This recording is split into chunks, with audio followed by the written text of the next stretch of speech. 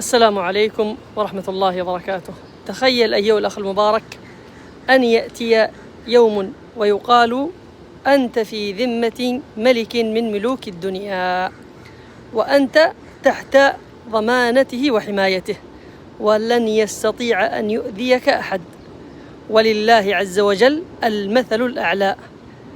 بعمل إن حافظت عليه فأنت في ذمة الله عز وجل مالك الكون والمتصرف فيه، وذلك بنص حديث النبي صلى الله عليه وسلم: فمن صلى الفجر فهو في ذمة الله.